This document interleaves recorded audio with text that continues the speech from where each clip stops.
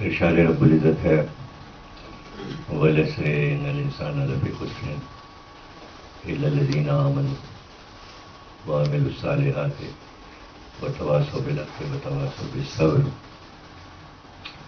ارشاد ہو رہا ہے کہ عصر کی قسم، انسان نقصان میں ہے، ساری انسانیت نقصان میں ہے، الا الذین آمنوا، لیکن وہ لوگ جو ایمان لائے، جو صاحبان ایمان ہیں اور وہ حق اور صبر کے راستے پر چلتے ہیں، ایک دوسرے سے حق اور صبر کی وصیت کرتے ہیں، وہ صاحبان ایمان، ان کی سب سے بڑی پہچان یہ ہے کہ وہ عمل صالح، نیک کام کرتے رہتے ہیں، جن میں یہ 4 صفات موجود ہیں۔ اللہ فرما رہا ہے کہ وہ لوگ نقصان میں نہیں ہیں، گھاٹے میں نہیں ہیں۔ تو یہ اعلان جو کہ قسم کے ساتھ ہے اور انسانیت کا نقصان، چھوٹا سا سورہ ہے لیکن اگر مسلمان اس کو سمجھ لے کہ اگر 4 صفات کسی میں موجود نہیں ہیں تو وہ اللہ کے ارشاد کے مطابق نقصان میں ہے۔ رہ گئی کہ وہ آیات قرآن میں جن میں کسی عمل کا اعلان ہے تو اس کا عملی نمونہ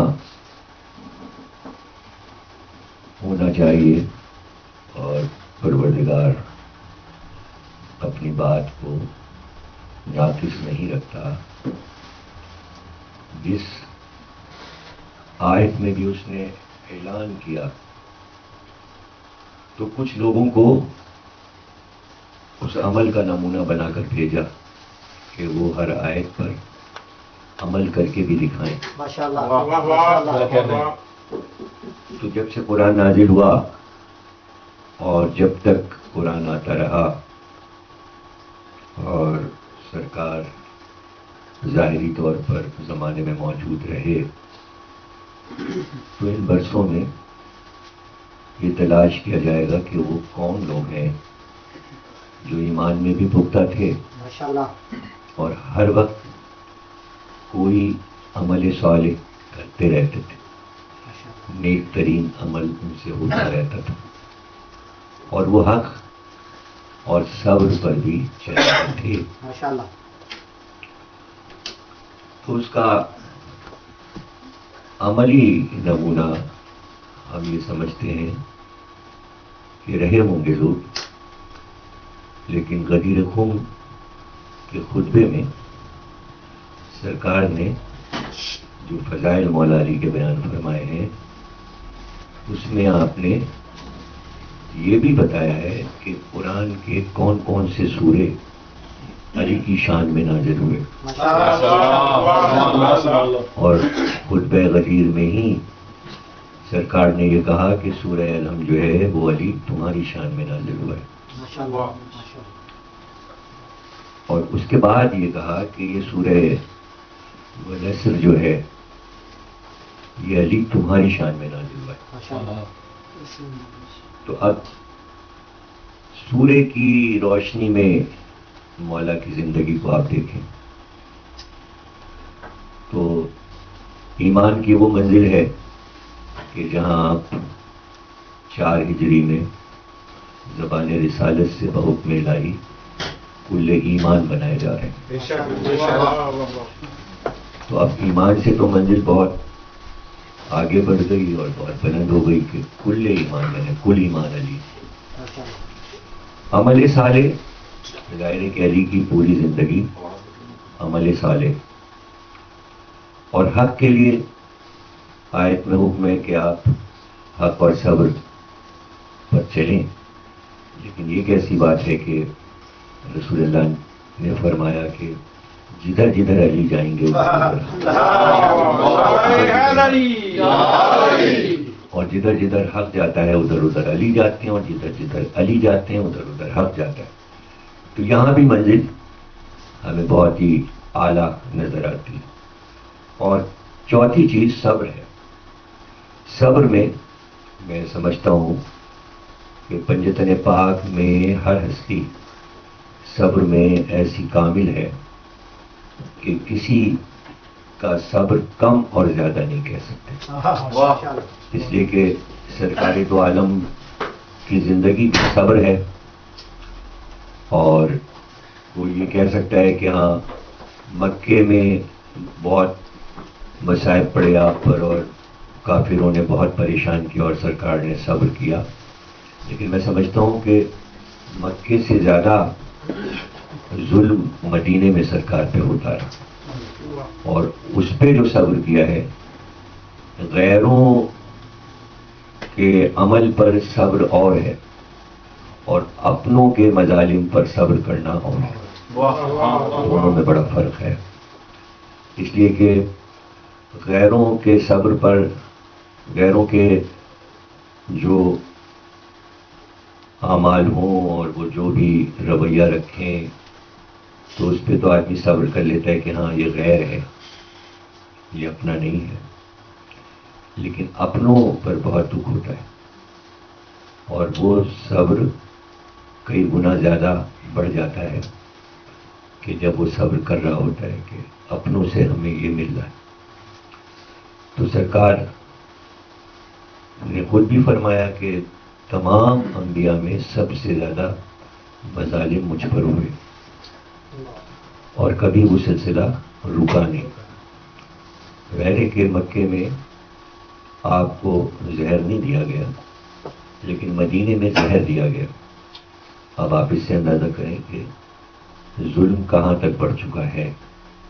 لکھتے یہی ہیں شیعہ سنی کہ جنگ خیبر سے واپسی پر کسی یہودی خاندان نے زہر دیا پیغمبر کو، اور پوری روایت دونوں کے یہاں موجود ہے. لیکن سرکار نے فرمایا ایک بار نہیں، کئی بار مجھے زہر دیا گیا، اور اللہ نے اس زہر کو زائل کر دیا، اثر نہیں کیا. لیکن آخری بار جو زہر دیا گیا وہ سرکار کو نقصان کر گیا، اور اس کے لیے بہت اہتمام کیا گیا. یہ پوری زندگی ظاہر ہے کہ مسلمانوں نے یہ طے کر لیا تھا، اپنی ایک آئیڈیالوجی بنا لی تھی حکومت کی طرف سے کہ اچھی اچھی باتیں، خاص خاص باتیں ہم لے لیں گے، اور ایسے جو کچھ بھی تاریخ نے نمونے دکھائے ہیں انہیں ہم نظر انداز کر دیں گے اور ان کا ذکر ہی نہیں کریں گے. تو چونکہ سب نے ایکا کر لیا تھا تو بہت اچھی سی ہسٹری لکھ کر حکومت نے کہا بس یہ سب کو سکھاؤ اور سب کو پڑھاؤ، انشاءاللہ، اور ساری باتیں نہ بتاؤ اور نہ ان کو چھیڑو. اچھا یہ دیکھیے مسلمانوں کی پرانی عادت ہے، اور وہ عادت اب شیعوں میں بھی ایک گروپ خاص بنتا جا رہا ہے جس میں یہ عادتیں آتی جا رہی ہیں. ان کا ابھی ہم تعارف کرا دیں گے آپ کو. یہ آپ دیکھتے ہوں گے کہ نیچے پٹی چل رہی ہوتی ہے ٹی وی کی کہ 9 آدمی مر گئے، 10 آدمی مر گئے، اتنے آدمی قتل ہو گئے، وہاں دھماکہ ہو گیا، یہاں یہ ہو گیا، وہاں وہ ہو گیا.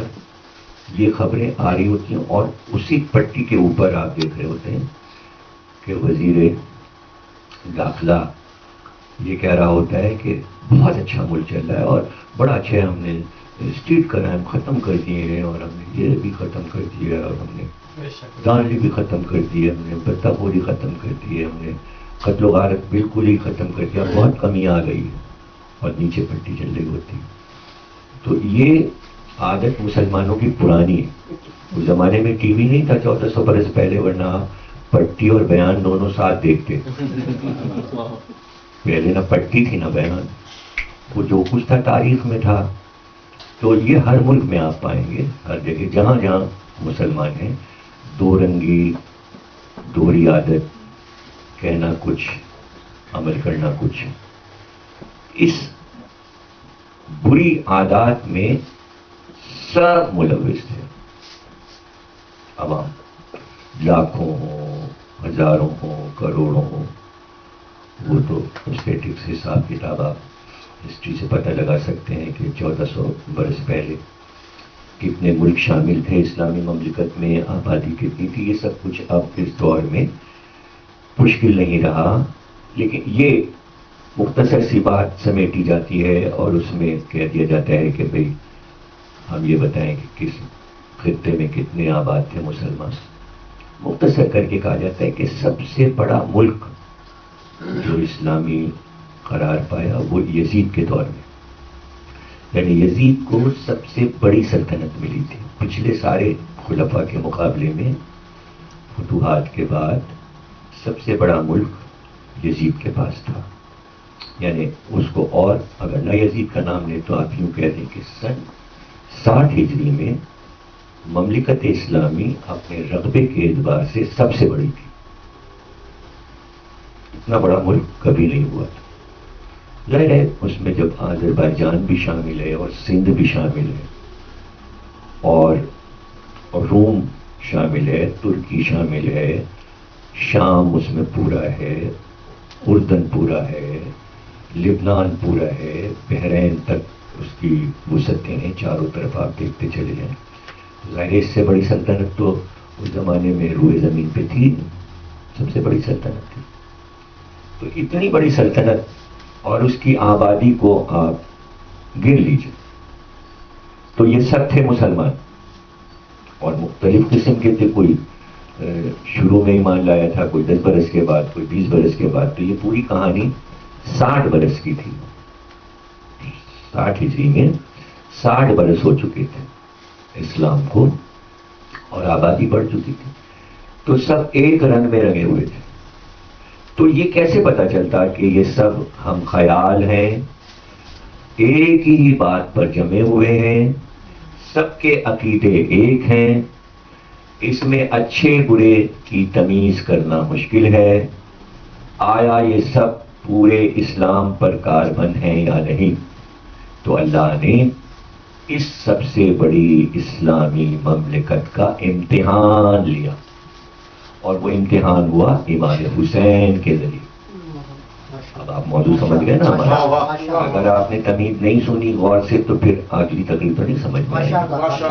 اس لیے میں نے بچوں کو سمجھانے کے لیے آسان ترین طریقے سے اس کو تلخیص کہتے ہیں کہ ساری ہسٹری کو میں نے رسول اللہ کے دور سے لے کے سن 60 تک مختصر کر کے آپ کو 7 منٹ میں سنا دیا تاکہ بات آ کے سے نشین ہو جائے اور بات سمجھ میں آ جائے کہ کیسے یہ کھلتا کہ یہ واقعی جو طلب اللہ کی ہے قرآن میں اور جس طرح کے مسلم اور مومن وہ چاہتا ہے، کیا یہ سب بن گئے ہیں؟ ہو گئے یہ. تو اگر یہ وقت گزر جاتا تو تمام غیر اقوام کی نظر میں یہ بہت اچھے بن کے اپنے آپ کو پیش کر رہے تھے. سب چھپا ہوا تھا، پردہ پڑا ہوا تھا، لیکن اب باہر سے نظر آ رہا ہے، بورڈ لگا ہے، اسلام کا بینر لگا ہوا تھا. عیسائی، یہودی، کافر ہندوستان کے سب دیکھ رہے ہیں، اچھا یہ بینر لگا، بڑے اچھے لوگ ہیں. یہ پردہ، یہ بینر کیسے ہٹے؟ یہ اسلامی جو پردہ لگا ہوا ہے اس کے پیچھے کیا ہو رہا ہے؟ تو وہ پتہ ہی نہ چلتا کہ اوپر لگا ہے یہ پردہ، لکھا ہے اسلام، اور اندر خوب شرابیں پی جا رہی ہیں، خوب زنا ہو رہا ہے. کوئی عیب ایسا نہیں ہے جو نہ ہو رہا ہو. تو جب تک پردہ ہٹے گا نہیں کیسے پتہ چلے گا کہ کیا ہو رہا ہے؟ تو اب مکمل اس چھوٹے سے سورے کو امام حسین نظر سے دکھا دیں گے. پردہ ہٹے گا تب سورہ نظر آئے گا. والعصر قسم ہے مجھے عصر کی، یہ سب نقصان میں ہیں۔ اب وہ جو نقصان والے ہیں وہ سب نظر آ جائیں، اور پھر اللہ نے چاہ کہ اسی میں ہم یہ دکھا دیں یہ تو سب گئے گھاٹے میں، نقصان میں، ہماری نظر میں، اللہ کی نظر میں۔ یہ نہیں گنوایا کیا کر رہے تھے، کیا ہے، کوئی ان کے عیب نہیں کھولے اللہ نے۔ اللہ نے کہا یہ سب ہے نقصان میں، کوئی ان کو فائدہ ہوا ہی نہیں ہماری طرف سے، آخرت کا کوئی فائدہ نہیں ملا انہیں، دین کا کوئی فائدہ نہیں ملا۔ اب فائدہ کسے ملا؟ اب نظر اٹھا کے ادھر دیکھو کون ہے وہ لوگ، الا الذین، ان کے علاوہ کچھ لوگ ہیں، ایک اور گروپ ہے جو ان سے الگ ہٹ کے ہے۔ وہ کون سا ہے؟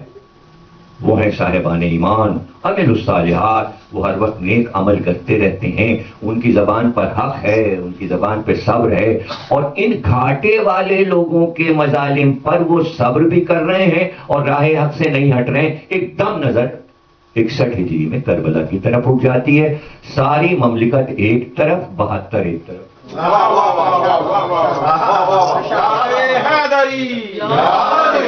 اب یہاں پر بحث ہے کہ ظاہر ہے کہ قرآن کے ایک ایک لفظ پر ریسرچ کی گئی نا۔ یہاں پر بحث یہ ہے کہ جو اللہ نے کہا والعصر، تو یہ کیا ہے؟ تو عربی میں ایک ایک لفظ کے بہت سے معنی ہوتے ہیں، جہاں جو چاہے معنی آپ لے لیجئے۔ یہ بڑا آرام ہو گیا مسلمانوں کو کہ گھما دیتے ہیں۔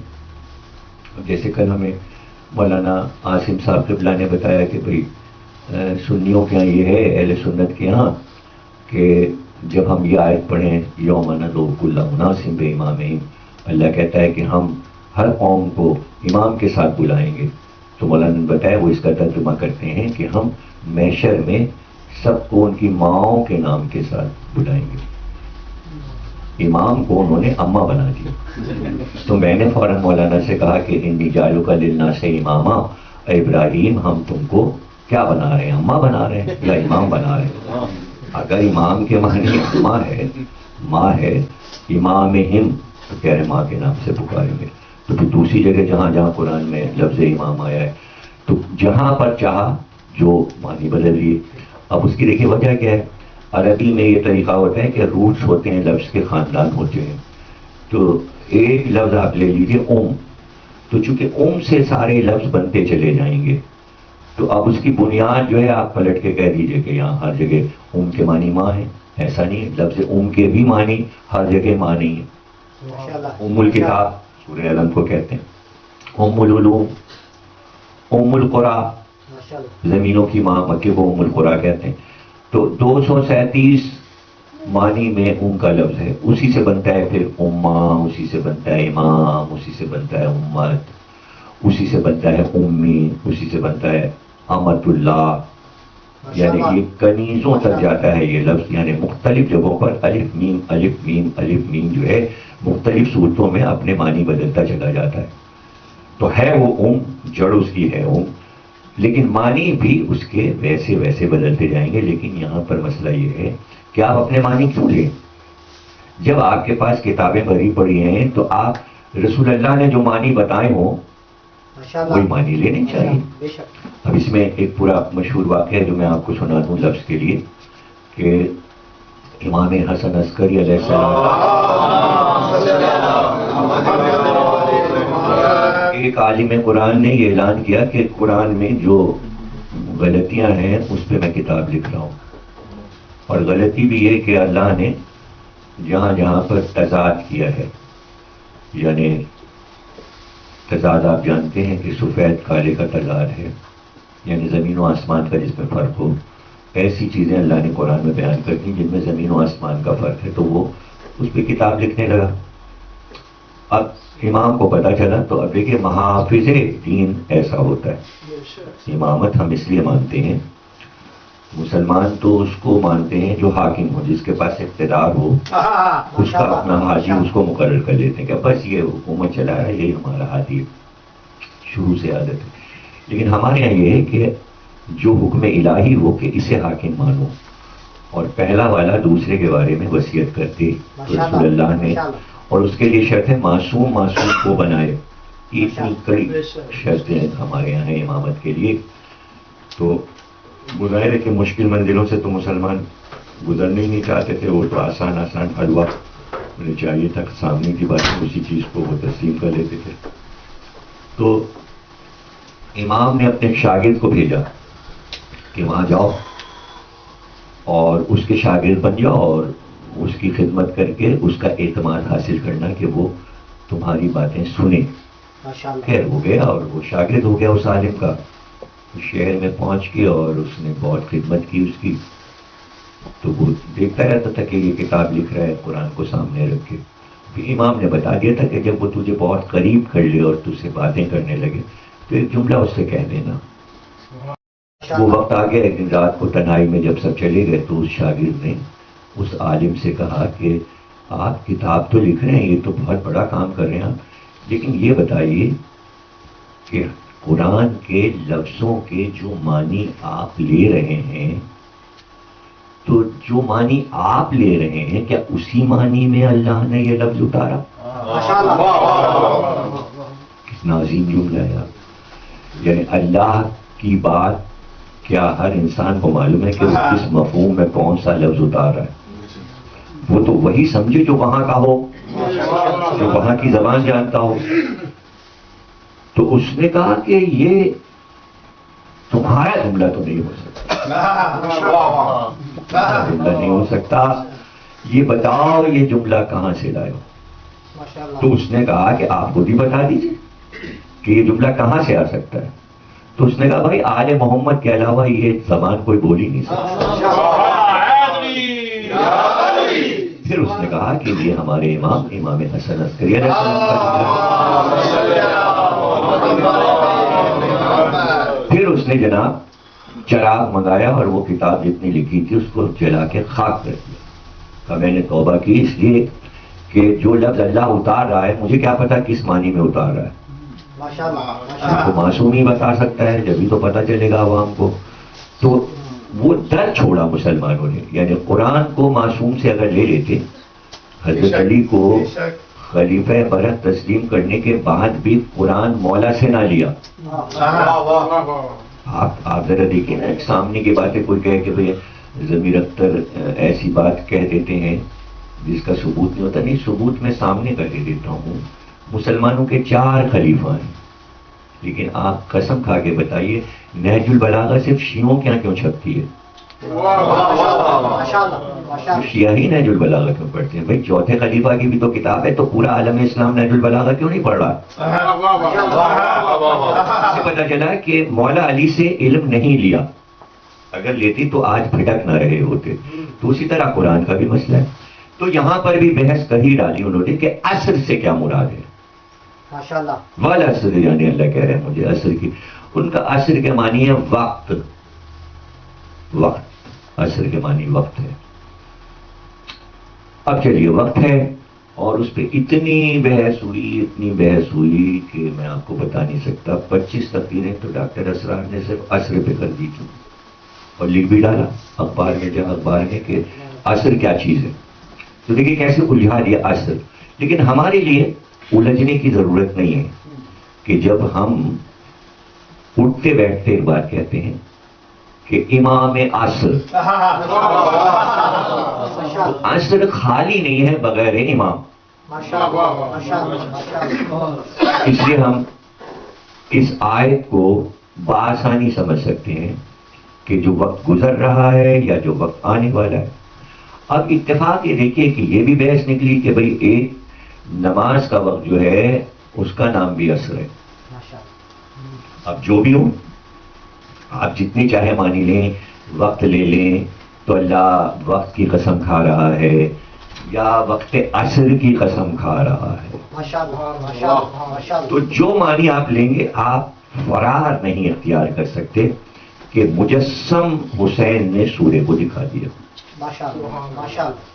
تو اگر آپ کربلا میں لا کے سورے کو رکھ دیں, کربلا کو دیکھتے جائیں اور سورے کی تلاوت کرتے جائیں تو آپ کے سمجھ میں بات آ جائے گی کہ واقع کربلا کا عروج جو ہے, اختتام جو ہے, وہ وقت عصر ہے. اور وہ سجدہ جسے کہتے ہیں کہ کائنات کا سب سے عظیم سجدہ ہوا اور وہ حسین کا آخری سجدہ ہے, وہ عصر کا تھا. یعنی جہاں پہ نماز ختم ہو رہی ہے. اب اس میں تو بہت سی باتیں نکل آئیں گی, آپ ناراض ہو جائیں گے کہ تقریر بہت لمبی ہو گئی, لیکن اب ہم کیا کریں. ناصر صاحب ہمارے بھائی نے فرمائش کی تھی کہ بھائی چلتے وقت کی تقریر ہے آپ کی, تو ذرا تفصیل سے امام حسین کا بھی ذکر. بسم اللہ بسم اللہ. تو غصہ تو نہیں کریں گے آپ کی لمبی تقریر کر دی. اب ہمیں تو ٹائم کا اندازہ نہیں ہوتا کہ لندن میں وقت کچھ اور ہے اور پاکستان کا وقت کچھ اور ہے. یہاں کسی اور طریقے سے وقت گزرتا ہے, وہاں کسی اور طریقے سے. تو یہاں ہمیں پتہ ہی نہیں چلتا کب صبح ہو گئی کب شام ہو گئی. ہم تو کبھی یہاں سورج کو ڈوبتا ہی نہیں پاتے ہیں. عجیب اللہ نے ان کو معجزات عطا کیے ہیں کہ یہ کہتے بھی ہیں کہ پہلے بھی ہمارا سورج نہیں ڈوبتا تھا اور ابھی ان کا سورج نہیں ڈوبتا ہے, ادھر ڈوبا اور نکل آیا. تو اگر توجہ آپ رکھیں گے تو میں اپنی بات کو ایک فکری انداز سے, چونکہ محفوظ بھی ہو جاتی ہے, ریکارڈ بھی ہو جاتی ہے, یوٹیوب پر بھی تقریر آ جاتی ہے, اور پھر آپ کے ذریعے سینکڑوں ہزاروں لوگ اس کو دیکھ لیتے ہیں. ہفتے کے حساب سے کئی ہزار آدمی ایک تقریر کو دیکھ لیتے ہیں. تو بڑا فائدہ ان سامعین کے ذریعے دیگر سامعین کو پہنچتا ہے جن سے میں مخاطب ہوتا ہوں. تو سورہ شروع ہو رہا ہے کہ اللہ کہہ رہے ہیں مجھے عصر کی قسم. تو یعنی نقطۂ عروج جو ہے واقع کربلا کا وہ عصر ہے, جہاں پر واقع کربلا تمام ہو رہا ہے, اور جہاں اللہ اعلان کر رہا ہے کہ آج میں اعلان کر رہا ہوں. تو ازل سے اللہ کی نظر میں وہ وقت تھا. وقت کا مالک اپنے وقت کو دکھانا چاہتا ہے بندوں کو. اس وقت کی قسم سب کھاٹے میں ہیں, تم نے وقت کو نہیں پہچانا. اگر تم وقت کی قدر کرتے تو آج تم حسین کے ساتھ ہوتے. لا الہ کہہ کر بھی تم حسین کے ساتھ نہیں ہو تو اس کلمے کا فائدہ کیا ہے؟ تو اب قیامت تک وقت پکار رہا ہے, کس کے ساتھ ہو, کہاں کھڑے ہو, اور نظر میں کیا تمہارے یہ اثر نہیں ہے. تو آپ کوئی کہے کہ نہیں بھائی واقع کربلا شروع تو صبح کو ہوا تھا, تو اللہ کی نظر صرف عصر پر کیوں ہے؟ نہیں, ایسا نہیں ہے. پروردگار عالم اپنی بات کو ناقص نہیں رکھتا. اس نے دونوں طرف سے وقت کو گھیر لیا اور وقت کے اندر بندوں کو رکھا. تو اس نے دو سورے رکھے, ایک صبح والا ایک شام والا. پہلے اس نے وہ سورہ اتارا والفجر والیالٍ عشر والشفع والوتر, مجھ کو قسم ہے صبح کی اور 10 راتوں کی جو گزر چکی ہیں اس صبح سے پہلے. تو گویا پورا عشرہ محرم اتار دیا اس نے سورے میں, اور پھر قسم کھائی والعصر, یعنی پورا واقع کربلا 2 سوروں کے درمیان ہے. اسی لیے 4 سورے جو قرآن میں ہیں ان کا نام کچھ بھی ہو, لیکن ہر سورے کے 12 13 نام ہیں. سورہ علم کے تو بہت سارے نام ہیں, 50 کے قریب نام ہیں. سورہ توبہ کے بہت سے نام ہیں. تو اسی طرح 4 سورے ایسے ہیں کہ جن کے کئی نام ہیں, لیکن ان میں سے ایک نام سورۃ الحسین بھی ہے. اور وہ 4 سورے یہ ہیں, سورہ مریم, سورہ یوسف, سورہ فجر, سورہ عصر. ان 4 سوروں کا نام سورۃ الحسین ہے. یہ 4 سورے امام حسین کے سورے کہلاتے ہیں, اور ان 4 سوروں میں امام حسین کا تفصیلی ذکر موجود ہے اور واقع کربلا بھی موجود ہے. تو والفجر مجھے صبح کی قسم ہے. تو صبح کی بھی قسم کا اس لیے کہ عاشور کی صبح بھی اہم تھی اور عاشور کی شام بھی اہم تھی. اور پھر اس کے بعد یہ بھی بتا دیا کہ 1 کی قسم اور 2 کی قسم. تو جو امپورٹنٹ واقع کربلا کے معصومین تھے ان کو گنتی میں بتا دیا کہ 1 کی قسم اور 2 کی قسم. 1 معصوم اور 2 معصوم, 3 معصوم کربلا میں موجود تھے. کسی بھی واقعے میں, بڑے واقعے میں, اسلامی واقعے میں ایک وقت میں 3 معصوم کبھی اکٹھا نہیں ہوئے سوا واقع کربلا کے. ایک امام حسین, ایک امام زین العابدین, ایک امام محمد باقر. کربلا میں 3 معصوم ہیں. اب اس میں پوری گفتگو ہے علمی کہ 3 معصوموں کو اللہ نے ایک جگہ کیوں کیا. اس لیے کہ اسلام میں شہادت کے معنی گواہی ہیں. حسین اللہ کی گواہی دے رہے تھے, توحید کی گواہی دے رہے تھے, اور حسین کی شہادت پر 2 گواہ ضروری تھے، دونوں معصوم ہوں، تو یہ چوتھے امام اور 5ویں امام کو حسین کا گواہ رکھا، واقعہ کربلا کا گواہ رکھا۔ اب یہ بھی باریکی ہے کہ ظاہر ہے کہ اللہ کے کلام میں سمجھانے کے لیے علماء نے بڑی بڑی باتیں لکھی اور ان سب چیزوں کو سمجھنا بھی چاہیے، کہ یہ کہہ سکتا تھا کہ مجھے 3 کی قسم ہے، 3 ہستیوں کی قسم ہے، لیکن وہ شفع والوتر یہ کہہ کے کہ 1 کو الگ کیا، 2 کو الگ کیا، 1 کی قسم 2 کی قسم، تو اس کا بھی جواب معصوم نے دے دیا کہ عقل استعمال کرو۔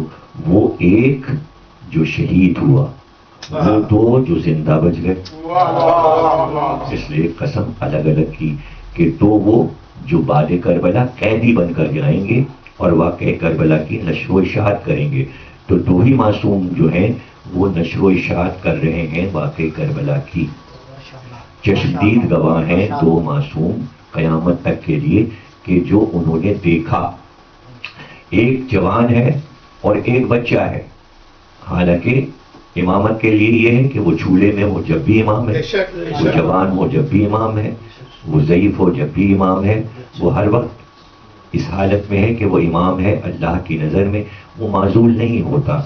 لیکن امام محمد باقر چونکہ بچے تھے، اس لیے ہر ایک کی نظر اس پہ نہیں تھی کہ یہ کتنے بڑے گواہ بن رہے ہیں ہر واقعے کے۔ اگر امام غش میں ہیں اور خیمے میں ہیں تو 5ویں امام بحیثیت بچے کے ہر جگہ کی خبر رکھ رہے تھے کہ باہر کیا ہو رہا ہے اور خیمے کے اندر کیا ہو رہا ہے۔ صاحب عصمت اس لیے ضروری تھا کہ وہ بیویوں میں بھی جا سکے اور باہر بھی آ سکے۔ تو سب سے بڑے گواہ واقع کربلا کے 4ویں امام اور 5ویں امام ہیں، اور جتنی روایتیں واقع کربلا کی بیان ہوئی امام حسین کے بارے میں، امام حسین کی سیرت کے بارے میں، وہ 4ویں امام سے ہیں یا 5ویں امام سے ہیں۔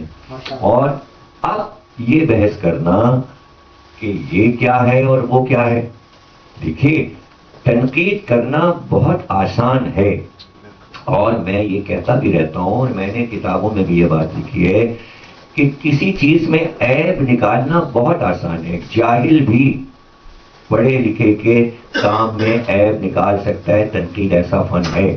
لیکن میرا اپنا کہنا یہ ہے، اور میں سمجھتا ہوں کہ اس کو میں نے کئی طریقے سے سمجھایا ہے، کہ ایک ایسی چیز جس میں بظاہر عیب نظر آ رہا ہو، اگر اس میں آپ خوبیاں نکال دیں تو یہ کتنا بڑا کمال ہے، کتنا بڑا کمال ہے۔ اچھا، تنقید کا فن جو ہے وہ زیادہ تر ظاہر ہے کہ شاعری میں استعمال ہوتا ہے، تو بعض لوگ جو بڑے بڑے تنقید نگار گزرے ہیں، میری ان سے باتیں ہوئی ہیں، عام سے نہیں، انہیں بڑے تنقید نگار کے جو شعر کو بہت تنقید کی نگاہ سے دیکھ کر اس پہ مضامین لکھتے تھے، تو میں ان سے بحث کرتا تھا۔ وہ کہتے تھے دیکھیے اس شعر میں یہ عیب ہے، تو میں کہتا تھا آپ کو یہ عیب نظر آ رہا ہے، یہ خوبی کیوں نہیں نظر آ رہی؟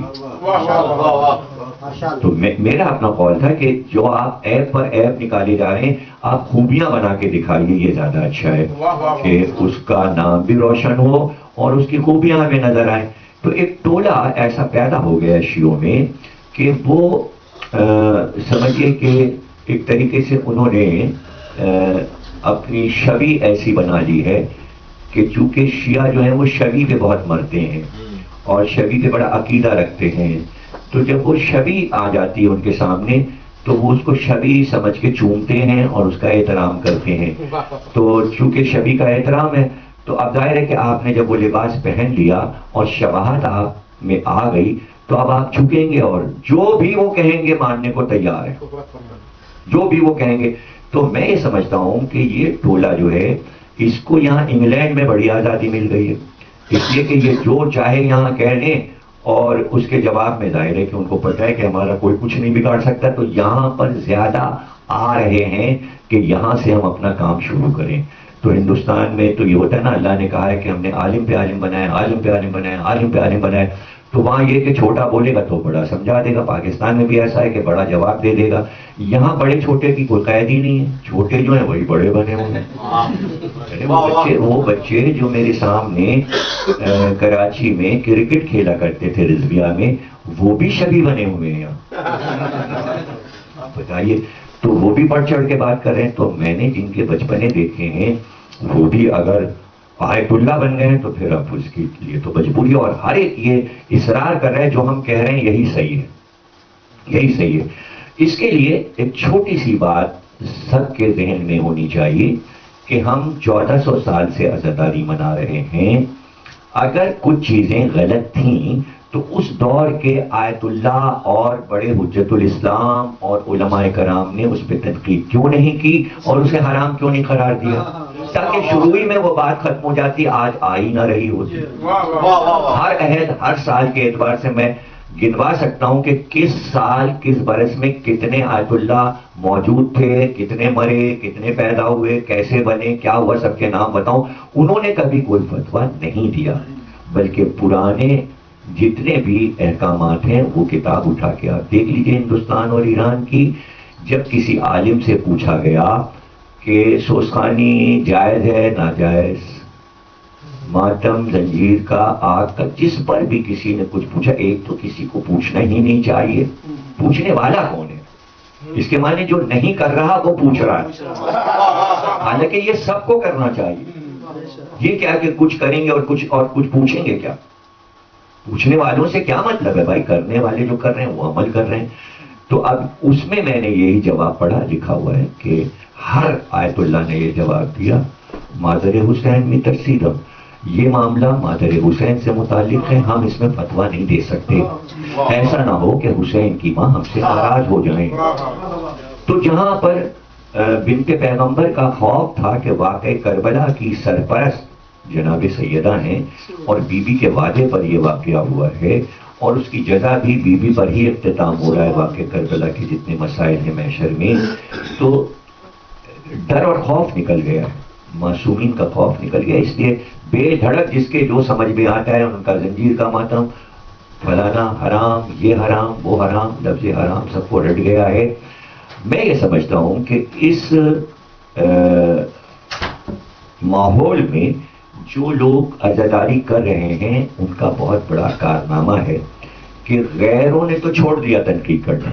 ان سے کیا مطلب؟ وہ کہہ رہے ہیں اب یہ انگلینڈ ہے، اب ہم ان سے کیوں بولیں، یہ تو کرتے رہیں گے، ان کو کوئی حکومت تھوڑی روک سکتی، تو اب بولنا بیکار ہے۔ اس لیے یہاں کے غیر مذہب والے تو کوئی بھی بات نہیں عزاداری کے خلاف کر رہے ہیں، نہ ہم نے سنا۔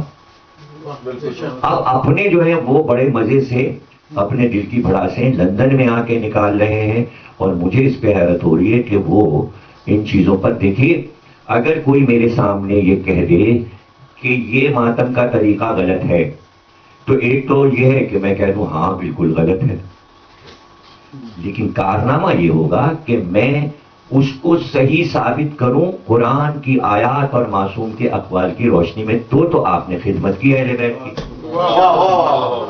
نہ اگر کوئی یہ کہہ رہا ہے کہ یہ سب غلط ہے تو غلط ثابت کرنا تو بہت آسان ہے منطقی اعتبار سے، لیکن میں یہ کہا کرتا ہوں کہ آپ اس کو سنیں اور سننے کے بعد دلیل دیں۔ اب نئی نئی باتیں، جب بھی میں یہاں آتا ہوں انگلینڈ میں تو فلانی چیز غلط، فلانی چیز غلط، تو اب اس سال جو ہے بڑا چرچا اس بات کا ہے کہ یہ ماتم دار کپڑے اتار کے ماتم کرتے ہیں، اور جناب یہ خواتین ہوتی ہیں اور یہ غیر اخلاقی، اور یہ تو یہ پہلے یہ مسئلہ کیوں نہیں اٹھا بھائی؟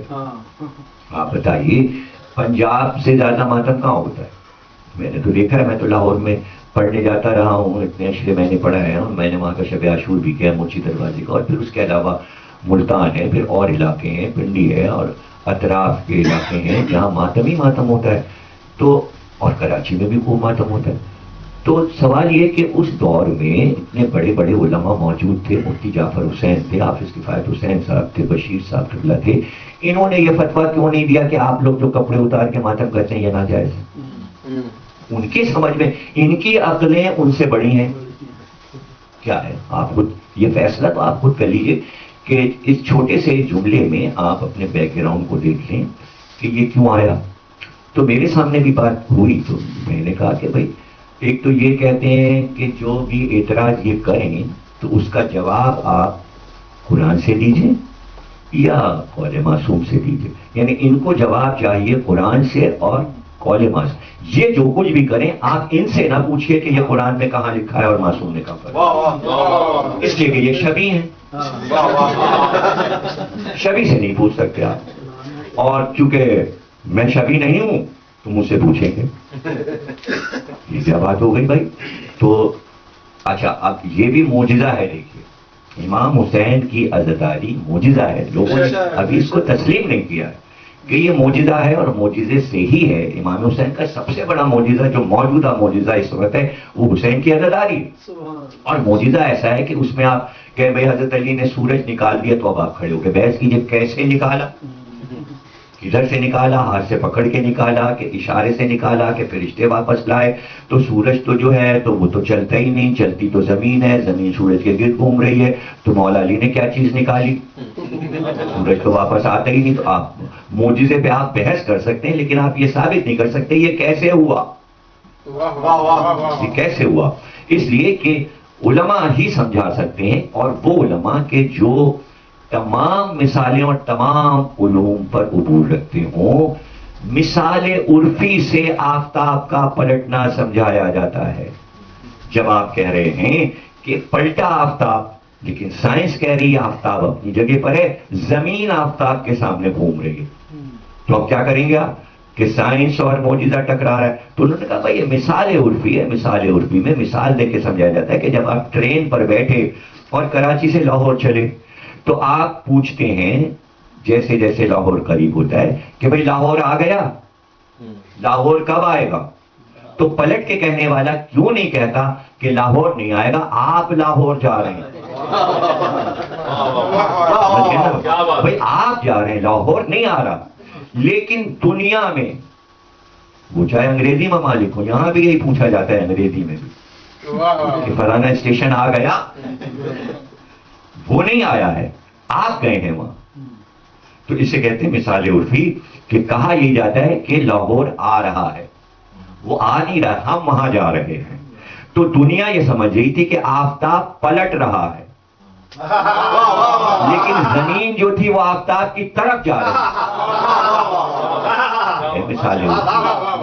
تو اس طرح محاورے بولے جاتے ہیں. تو ظاہر ہے کہ بولنے میں اور زبان میں بات کو سمجھنے کا پھیر ہوتا ہے.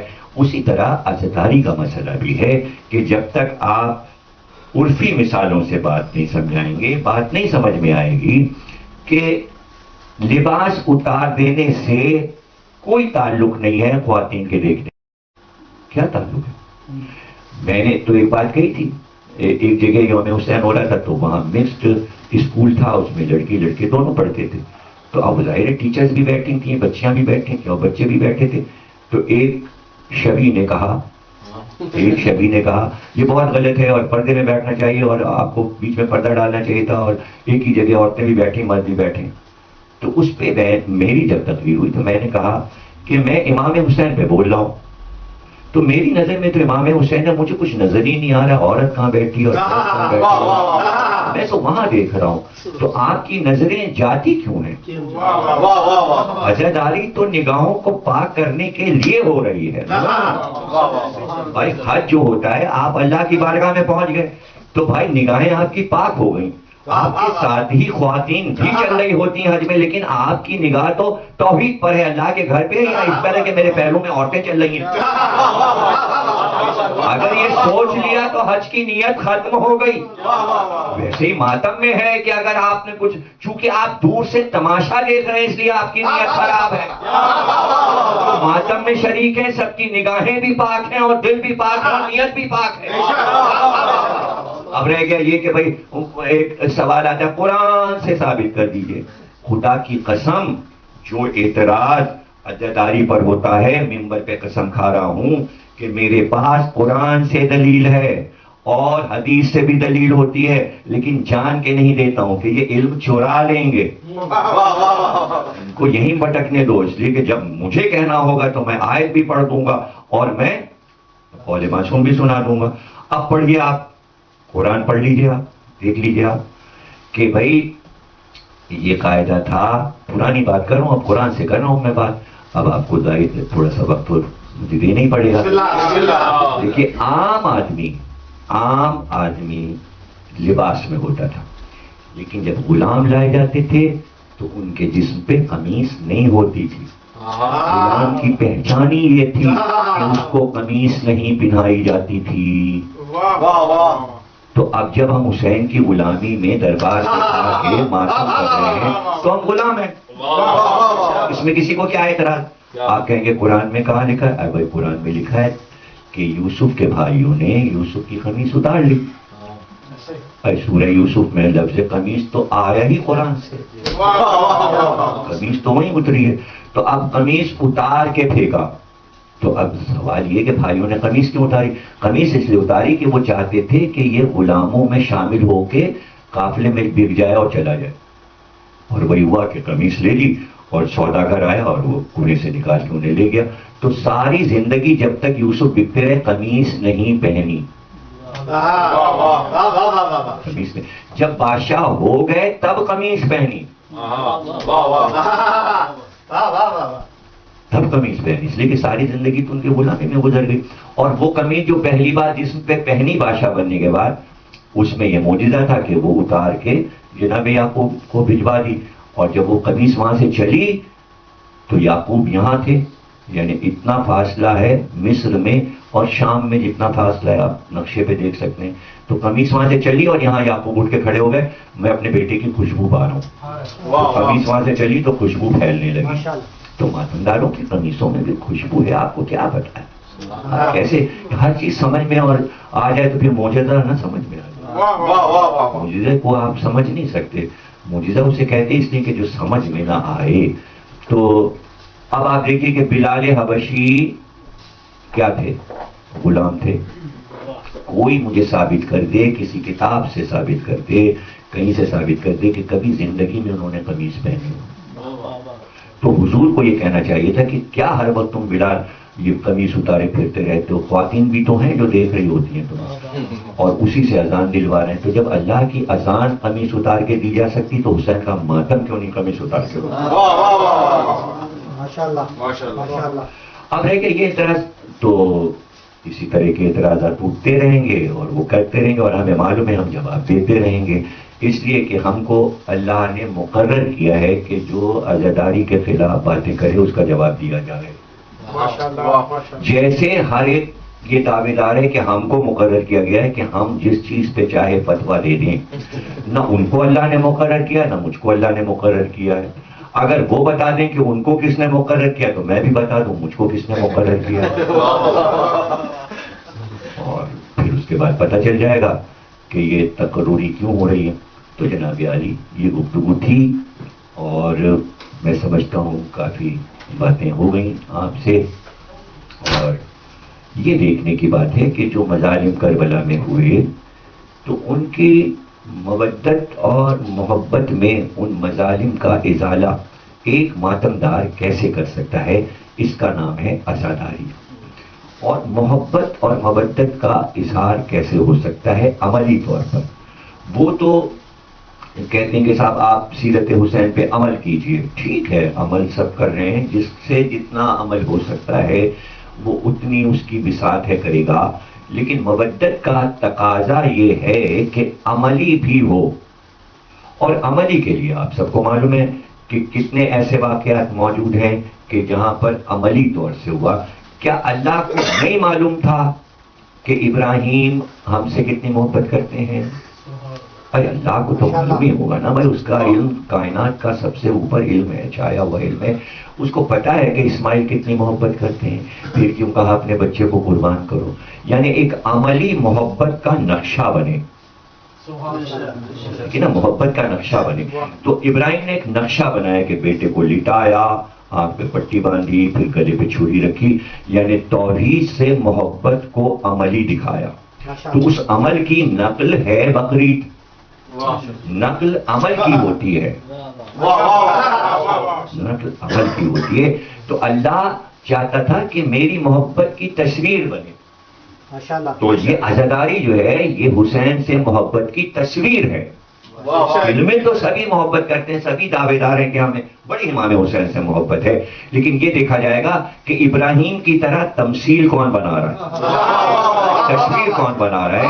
تو تصویر بنے، پھر ویسی تصویر بنے جیسا تقاضا ہے، تاکہ لوگوں کو پتہ چلے واقع کربلا میں کیا کیا ہوا، کیا کیا ہوا.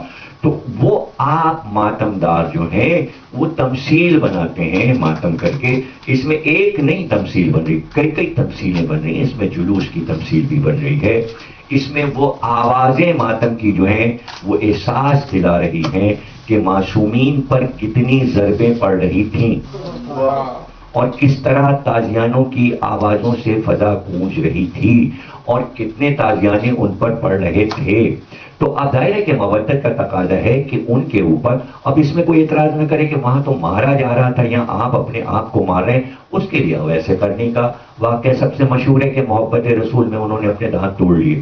تو رسول اللہ نے یہ تو نہیں کہا کہ حرام کام معاذ اللہ کیا ہے ویسے کرنی نے, بلکہ رسول اللہ نے اپریشیٹ کیا ان کو کہ کیا محبت ہے. تو میں سمجھتا ہوں کہ اگر کوئی شبی بن رہا ہے تو یہ شبی جو ہے وہ امام حسین کو پسند ہے, جیسے ویسے کرنی رسول اللہ کی شبی میں اپنے دانت توڑ رہے تھے. تو یہاں پر بھی ایک محبت اور مودت کا اظہار ہے. اور امام زمانہ موجود ہیں, اگر واقعی ان کے جد کی عزاداری ہے اور وہ عزاداری کی نگرانی کر رہے ہیں, اگر کوئی ان کو ناگواری ہوتی اس ماتم پر, اس مجلس پر, اس گریہ پر, تو اب تک امام مہدی اپنے آیت اللہوں کو خط لکھ چکے ہوتے کہ بھائی یہ غلط چیزیں ہیں, یہ بند کروا دو. لیکن امام خوشنود ہیں اور خوش ہیں اس بات پر کہ یہ خوشنودی میں ہماری کر رہے ہیں. اب اس سے بڑھ کے اور کیا بتائیے ہو سکتا ہے کہ امام خود گریہ فرماتے ہیں اور نماز پڑھنے کے بعد ذکر حسین شروع کرتے ہیں امام زمانہ اور دیر تک گریہ کرتے ہیں. اور یہاں تک ہے کہ امام صرف یہ نہیں کہ انسانوں کی عزاداری دیکھ رہے ہیں, امام جنوں کی عزاداری میں بھی شریک ہوتے ہیں اور فرشتوں کی عزاداری میں بھی شریک ہوتے ہیں. اور آیت اللہ شیرازی نے اپنا خواب بیان کیا ہے کہ انہوں نے خواب میں دیکھا کہ امام زمانہ کے سر پہ خاک پڑی ہوئی ہے اور تشریف لائیں, آنکھ میں آنسو ہے. تو پوچھا انہوں نے کہ امام آپ کہاں سے تشریف لا رہے ہیں؟ تو امام نے فرمایا کہ آج میری جدہ حضرت زینب کا یوم شہادت ہے اور اس دن ملائکہ آسمان پر ایسی مجلس منعقد کرتے ہیں اور عرش پر ایسا گریہ ہوتا ہے کہ فرشتے بے ہوش ہو جاتے ہیں, انہیں چپ کرانا مشکل ہوتا ہے. تو پھر میں ان کے ساتھ جاتا ہوں اور عرش پہ جا کر گریہ کرتا ہوں اور پھر انہیں سمجھاتا ہوں اور انہیں صبر کی تلقین کرتا ہوں. میں اپنی جدہ کی مجلس سے عرش سے آ رہا ہوں. یہ واقعہ حضرت زینب کی سوانح حیات میں آیت اللہ شیرازی کے حوالے سے لکھا ہوا ہے. تو امام کی موجودگی واقعات سے ثابت ہے کہ ہر جگہ پہنچتے ہیں, اپنے ماتم داروں کے ساتھ ہوتے ہیں, مجلس میں ہوتے ہیں. اب یہ چھوٹی سی بات کہ بھئی آپ جب کہہ رہے ہیں کہ ہر دن عاشورہ ہے تو یہ کیا اعتراض ہے کہ 18 جیٹ کیا ہے. میں تو سمجھتا ہوں کہ جتنے بھی کیلنڈر ہیں اگر وہ سارے جمع کر لیے جائیں اور ان کی بھی تاریخیں جمع کر لی جائیں تو ہر کیلنڈر کے اعتبار سے کیا حج ہے کہ امام حسین کا ذکر ہو.